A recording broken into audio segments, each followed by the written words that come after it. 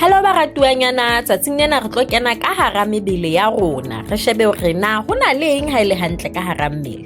Ha re mameleng ka hloko he. Mmele o na le dikarolo tse fapaneng tse sebetsang mmoho. Ha re shebe nna ke difeng. Ke pelo, hana pelo ya rona e etsa eng? E pompa madi.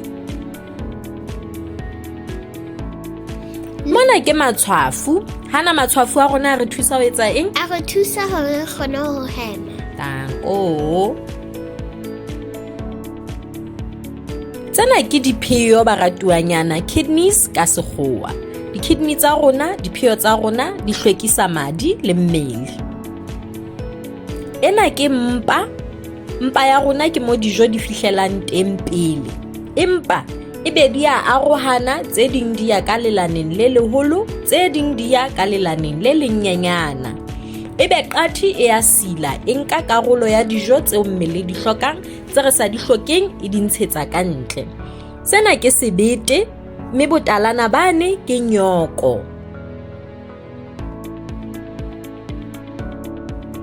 Mona ke senya metswalle ya ka.